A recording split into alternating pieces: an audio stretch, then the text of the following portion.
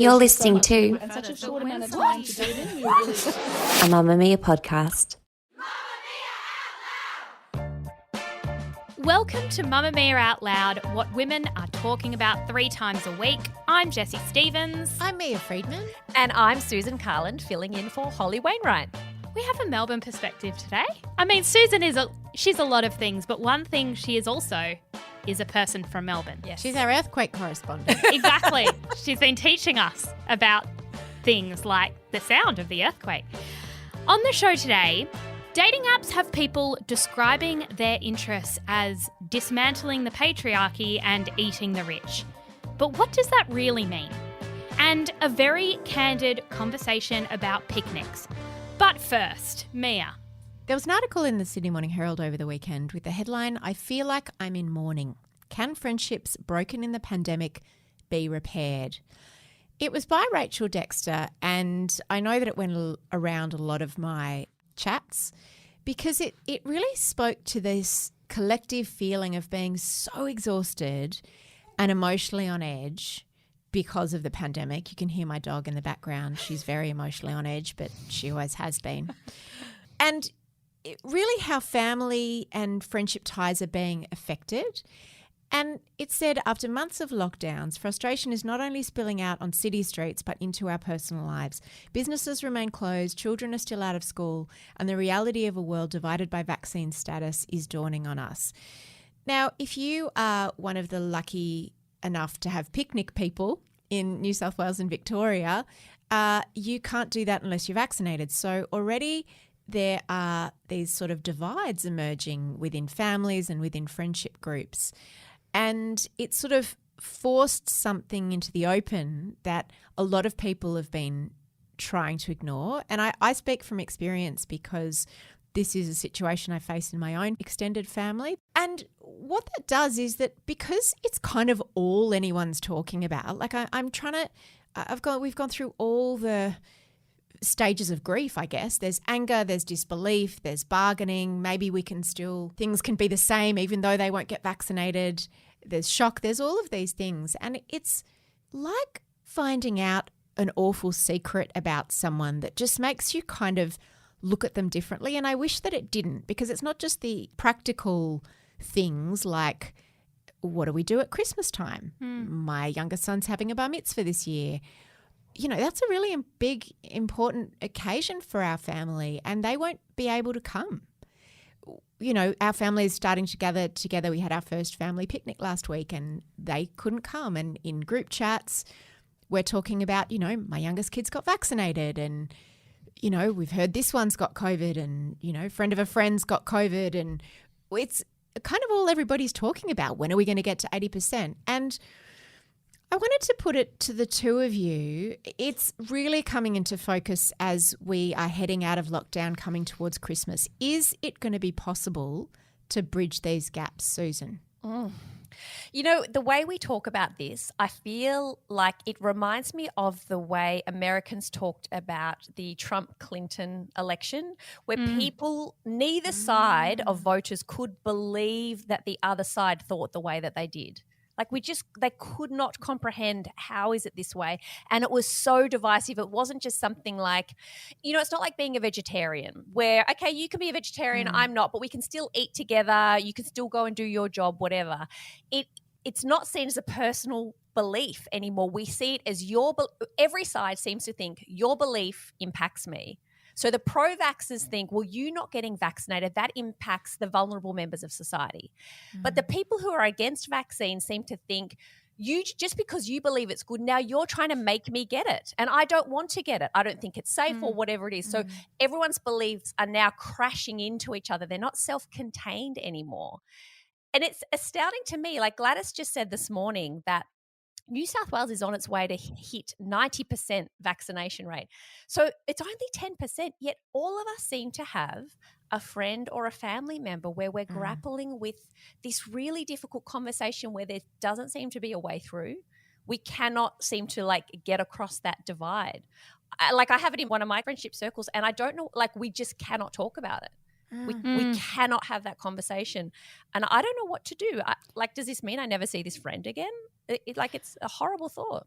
I hope it doesn't. And I am really worried about what happens when this is over, but Gladys Berejiklian is talking this morning about from December 1, unvaccinated people are allowed the same freedom. So we will be legally mingling again.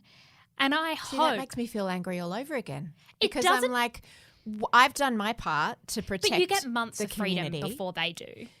Yeah, but it's still, I don't want to be in a situation where I'm inadvertently exposed in a shop, in a cafe, in a, in a closed environment to someone who didn't do it. Yes, but I don't think that, we can talk about mandatory vaccinations and all of that, but I really hope that there is a time in the coming months that we're able to bridge it, because that's not good for anyone. That's not good. I have gone to family Christmases for my whole life and sat across from people who vote differently to me, who feel differently about climate change, who feel differently about so many policies, and they are people I love more than anyone in the world.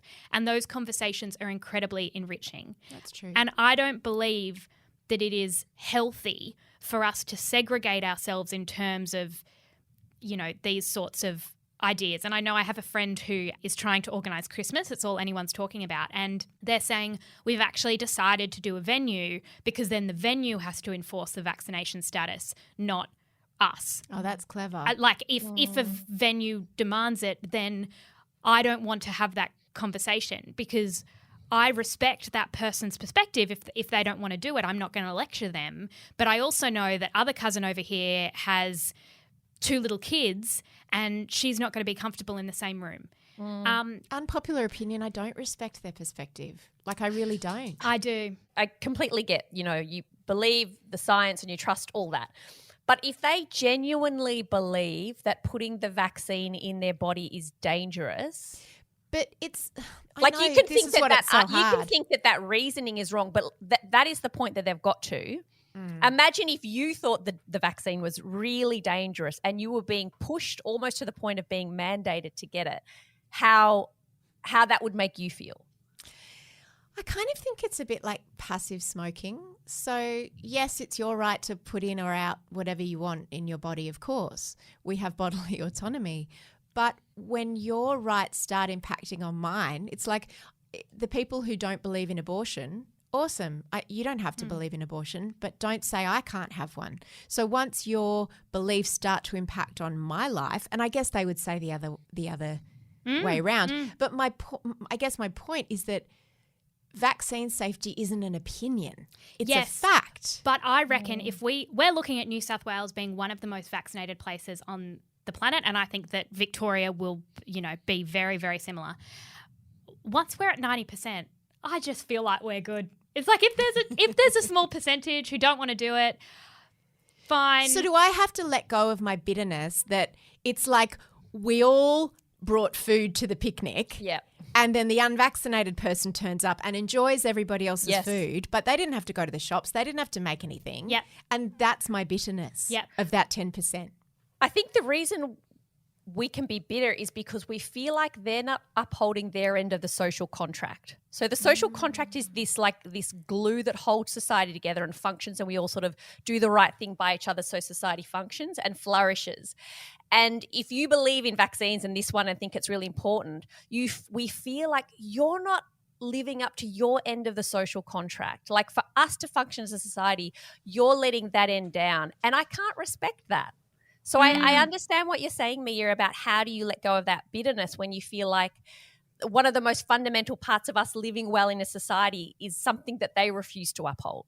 Yes. There's really good advice in this article from a psychologist about what to do if you find yourself in these situations. Yeah, can you tell me? Because I don't know what to do other than not speak about it. I don't know what to do. You know what, actually, Susan, I think that not having that conversation is actually kind of okay. I think that that's an okay way to deal with it.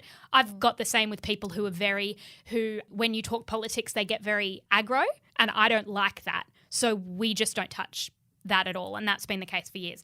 In this case, keep the conversation open and respectful if you can. If it starts to get a little heated, walk away. I think as well, this is an added one, probably why you shouldn't have it over Facebook Messenger or text. There's a lot of families blowing up because of a Facebook post and a comment.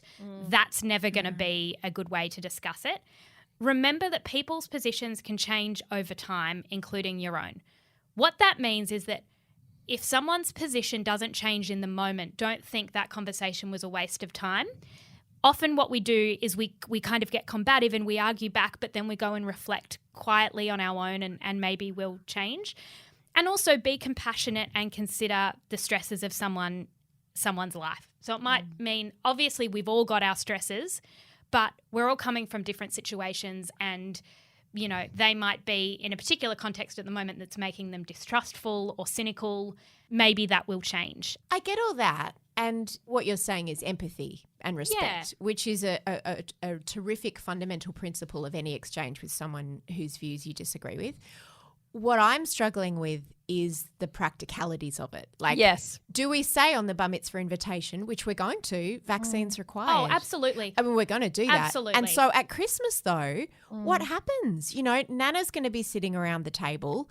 Does, little Johnny, who's 26, doesn't want to get vaccinated or doesn't believe in it, or someone else does, do they get invited to Christmas lunch or not? In terms of the practicality, I think it's got to be whatever you have to do to keep you and your family safe. If that means, you've got a newborn baby, that's seriously dangerous. If you've got someone walking around with COVID or whatever, I just think that in that case you do have to make those decisions. But so it might mean that you don't go to that family event, whether it's Christmas or a big birthday or a wedding or something, if you aren't confident that there's an only vaccinated people policy. If you know that there are going to be unvaccinated people there, I guess you might have to make decisions. But then that feels unfair that you have to miss out when you've done the right thing. And don't you think that also brings back to what you said right at the start, Jessie, about how unhelpful it is for us to be totally divided and siloed? And it feels like that's kind of, on a practical sense, that's what we're going to end up doing again. We're going to have vaccinated events and unvaccinated events. Yeah. And people will go to that based on what they believe. It's like someone having a cigarette at the Christmas table and saying, well, you're giving us all passive smoking, please stop it. But if we don't have those things together, then how are we ever going to have these conversations? That's so exactly. true. Hi, Mamma Mia out loud. It's Kate from Darwin. Just in the debate about the weeing in the shower, I have to comment that there is no better time to wee in the shower than after you've had a baby and you've got stitches and a very sore hoo-hoo. So there is a time that weeing in the shower has a medicinal benefit.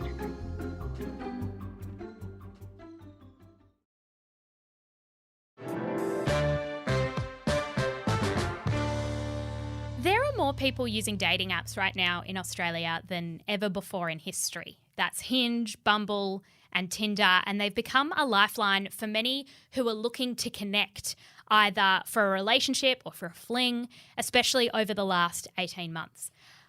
When I was on dating, I'm going to hazard a guess that I'm the only one out of the three of us who's ever been on a dating app. Yep. Unless Susan has a very exciting... Never say never. Like, Susan, I still have time. It's called Minder, Muslim Tinder, believe it or not. It's a thing. It's a thing. Yeah, it's a thing. There's I was one not on it. There's one like that for fitness as well, and I'm like, oh, I would not ever go on that. When I was on dating apps, this was 5-6-ish years ago, it was all about pics. So you had 6 pictures, maybe you had one sentence that was like, I like dogs and hot chips, right? It was very basic, but basically you were judging whether someone was hot or not. There's still an element of that, I'm sure. But on Hinge, for example, there are now a bunch of questions you can answer about who you are and what you're interested in. It's more like an old school dating profile, like an eHarmony type thing. And we were chatting with our producer, Emma, and she told us all about what this world is like, and she gave us some examples. So one is together we could, and then you kind of insert something in the blank. So together we could, these are some she's seen, eat the rich. Together we could dismantle the patriarchy. Another is we'll get along if, mine would be we'll get along if You like dogs. But this is we'll get along if you think ScoMo is a dickhead, or swipe right if you're a feminist, or it's meant to be ... if you're not a climate denier. What these things have in common is that they're a real statement of people's politics and a very particular type of politics. And I listened to a fascinating interview over the weekend with a guy named Rob Henderson, and I'm going to try and explain what he said because I haven't stopped thinking about it. So he said that 50 or so years ago, we communicated status and class with things like clothes and what I was going to say dishwasher we had. I don't even know if we had dishwashers then. If you had a dishwasher. Then you'd be rich. If you had a fancy television, what car you drove, what jewelry you wore. But in 2021, someone like Mark Zuckerberg, who's one of the richest men in the world, doesn't look rich. In fact, it's very distasteful in some ways to signpost your wealth.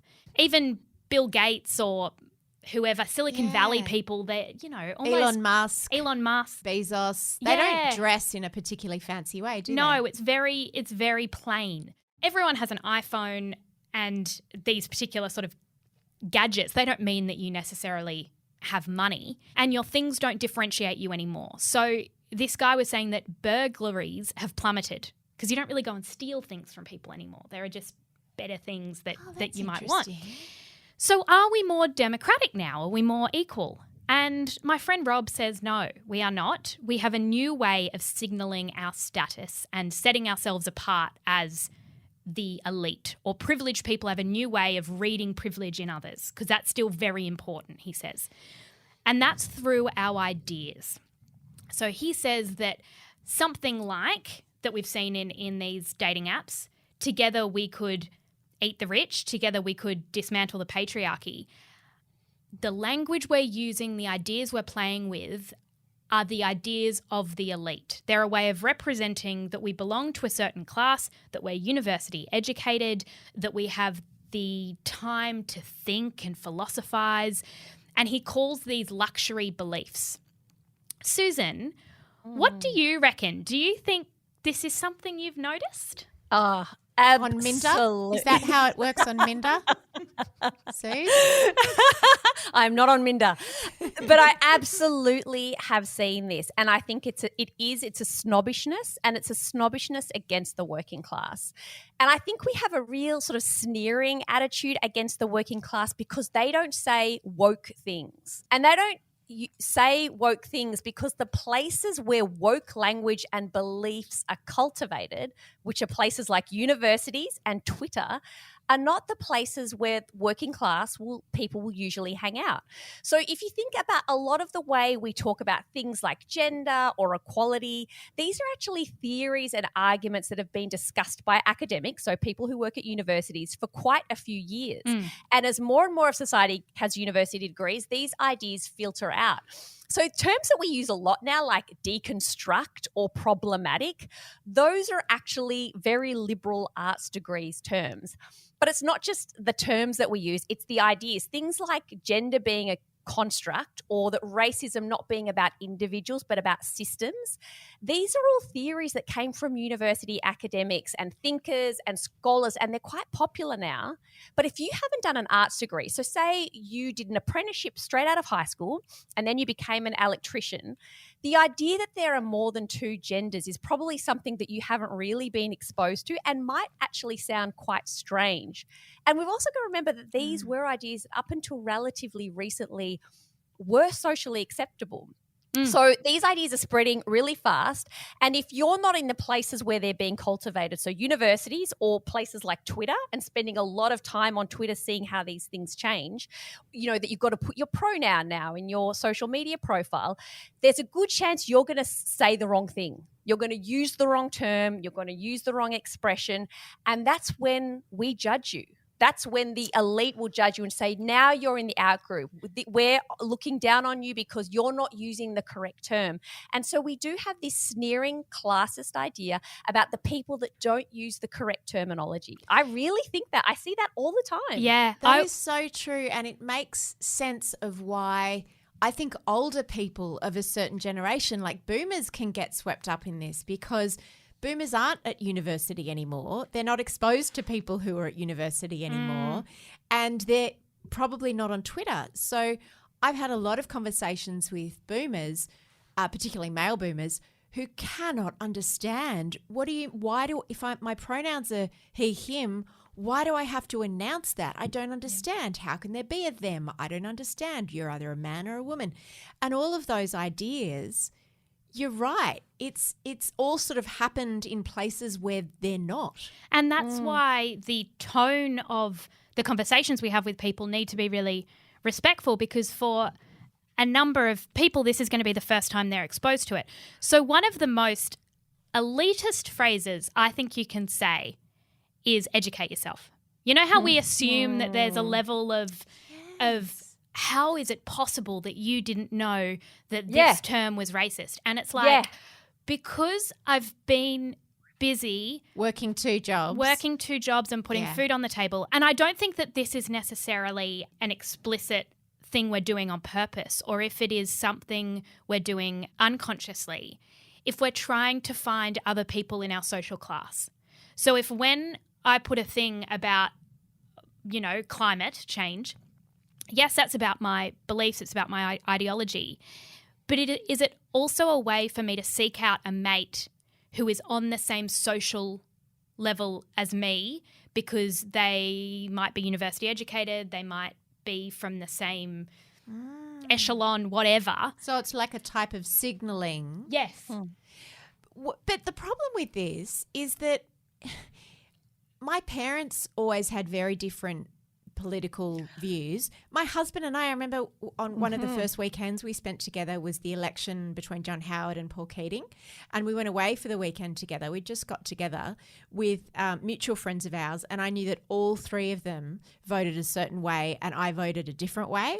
And so what I did is I knew it was going to be a difficult weekend, so I went and spoke to my parents and said, I need some dot points of when they all turn. And that was and you know, Keating lost and that was the weekend. But if I'd have been on a dating app and put in my bio, you never would have matched with your husband. We never would have been together, and our 3 children wouldn't have been born, and Jessie, you would not have a boyfriend. Exactly.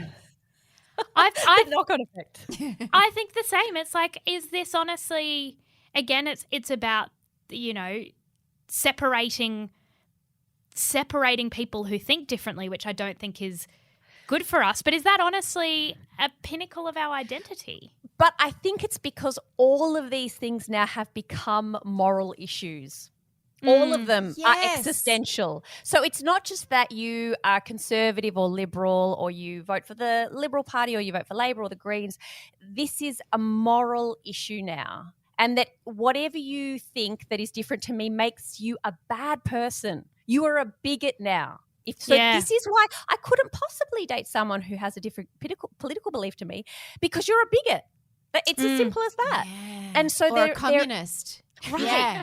So how could I? Like, it's inconceivable. Instead of just seeing it as a part of the suite of what makes you a person. Like you said, Mia, my parents voted for completely different parties as well. And it wouldn't have even entered their heads for that to be a reason not to get together. But then there must be some deal breakers, because like a friend of mine went on a date last weekend, and she said she sat down and within 20 minutes this guy started going on deep down the rabbit hole of his conspiracy theories about COVID and vaccines. And she said she just got up and walked out, and she said next time she's going to establish that before she goes on the date. And this is a woman in her 40s. So I wonder if 20, 30 years ago it would have just taken a lot longer to get to that conversation.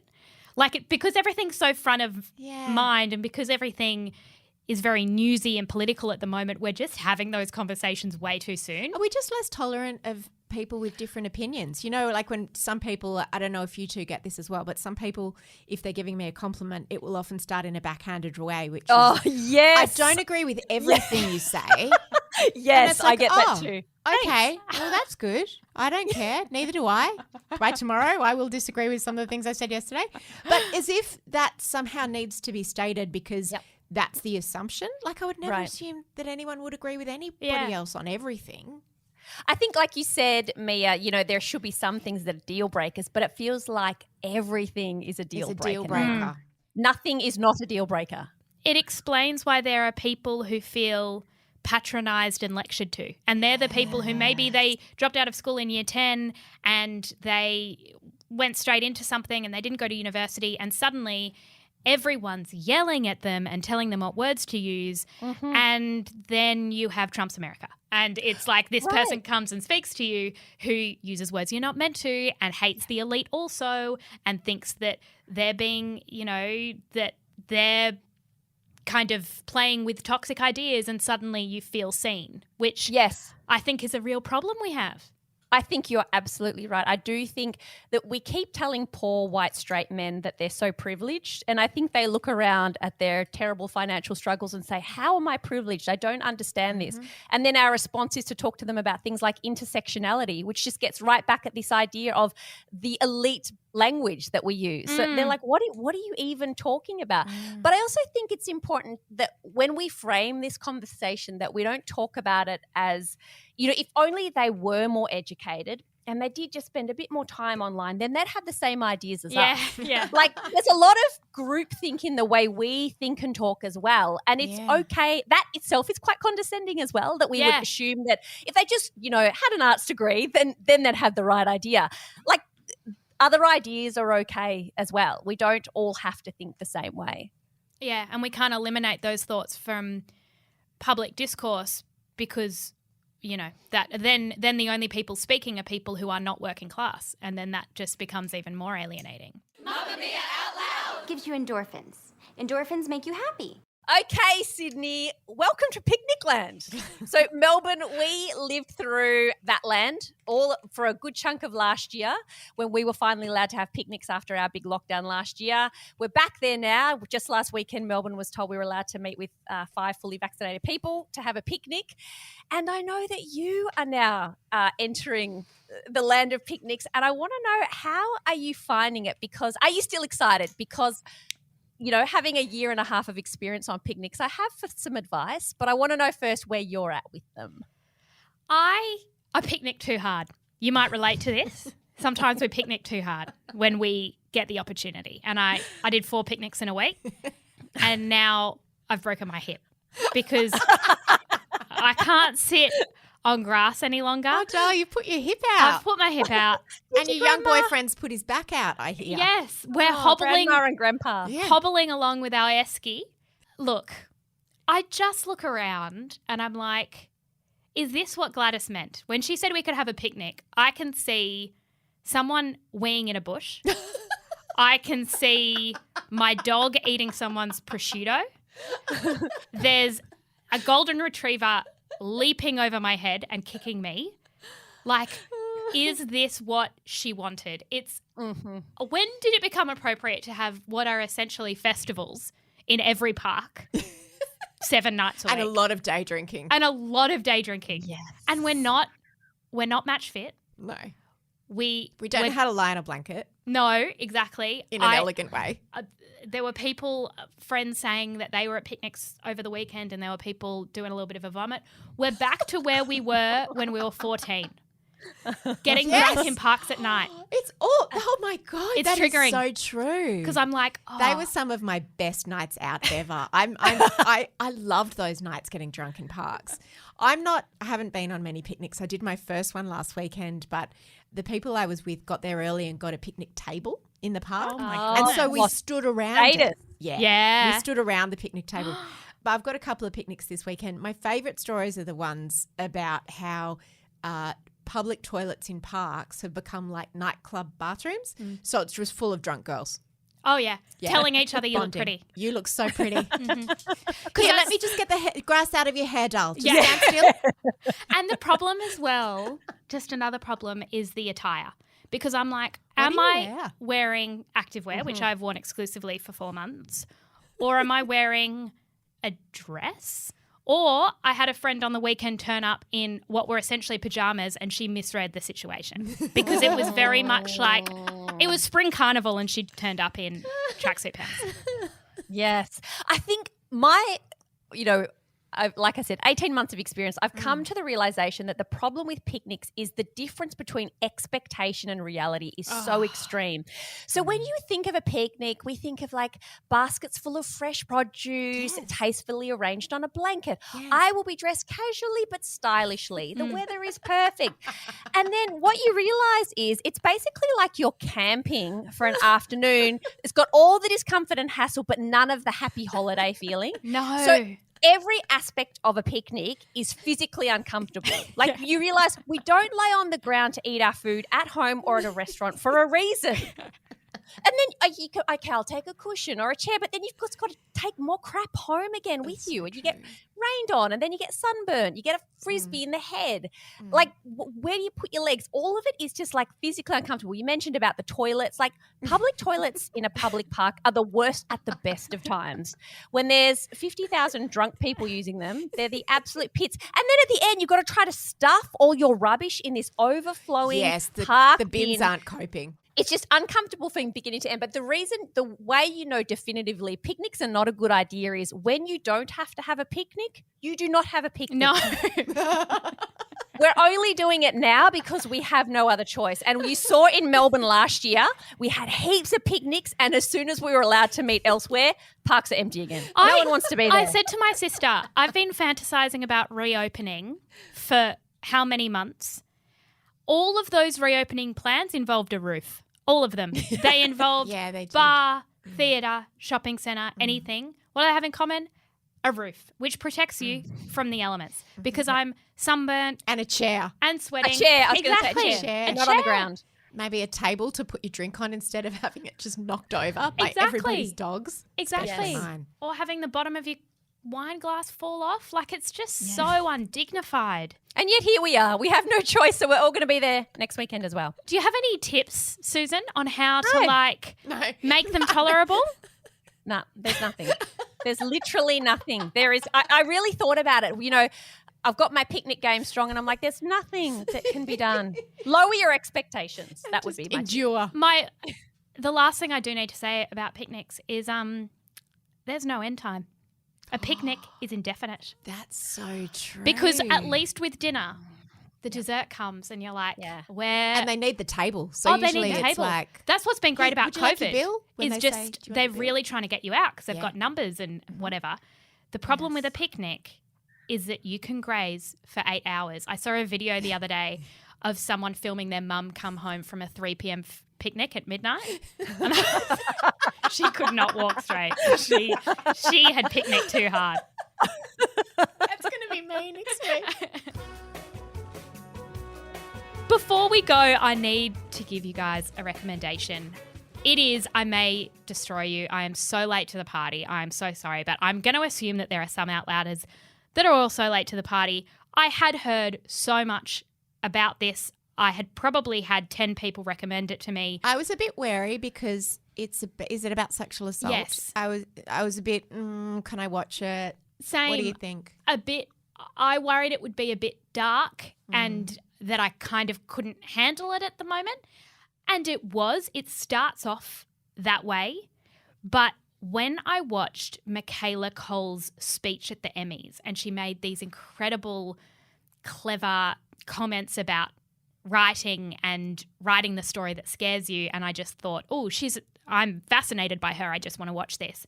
I reckon I binged 8 episodes in a row. It was so hypnotizing, because it starts with sexual assault and it is sort of about that, but it also becomes about social media use and what dating apps do to our sexuality, all the nuance in getting on a dating app to have sex with someone and then being degraded by that sex or being exploited by that sex is explored in a really brave, surprising way.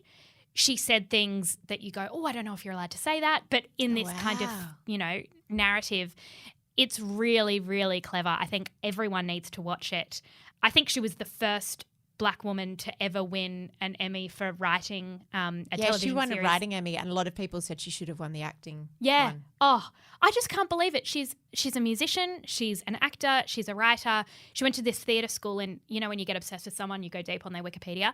She went to this theatre school in London and was, you know, the first black woman to ever go. And it's just outstanding. All right, I'll give it a go because I think I watched 20 minutes of the first episode. Yeah, and you got to keep going. But I'll keep going. I think you kind of need to know what direction it's going in. And Where's it on? It's on Binge, and you can watch, I think it's 12 episodes, but they're 30 minutes long. So that's a good amount. Yeah. I like 30 minutes. So And make it good. review. Yeah. Before we go, Susan, we want a recommendation from you, from over the Yes. border. It's a picnic adjacent recommendation. This is for people. It's great for the lockdown crew, but also if you're not locked down. I got this years ago and I am obsessed with it. It sounds boring. Stick with me. It's called Rain Parrot, and it is an app that is constantly assessing how close you are to rain at any one moment. And so you will just be sitting working at your desk and suddenly the rain parrot will chirp at you, and it means rain's going to be here in 3 minutes. It will be soft rain for 5 minutes, and then it will be heavy rain for the next 13 minutes, and then it will stop or whatever. So it's great. Not in lockdown because, you know, do I bring in the washing? I remember once I was traveling. So wherever you are around the world it works. I was traveling. It started to rain. We didn't know should we get a taxi or not. So we could see it's only going to rain for a few minutes. So we'll just wait it out. But the reason it's great we're in lockdown is because picnics, but also, you know, if you're going outside for your walk, you need to know, like, if I go now, am I going to be caught in the rain? If it's raining, do I turn around and come home or should I just push through? It's so good. It's called Rain Parrot. I really recommend it. Oh, that is amazing. I mean, look, I have spent a lot of time passing the time talking about whether I think it's going to rain, which has been now I can just check. But don't tell people you have it. So just be like, you know what? I reckon it's going to start to rain in about 2 minutes. It'll be moderate for about 15, but then I think it's going to blow over, guys. Oh, so true. Don't tell people, but be the only one to bring a poncho. I love it. Love that. That's all we've got time for today. Thank you so much for joining us, Susan. It is always a pleasure. We love you. Thanks for having me. Thanks for listening to this episode of Mamma Mia Out Loud. This episode is produced by Emma Gillespie. The executive producer of Mamma Mia Out Loud is Eliza Ratliff. Bye. Bye. Bye.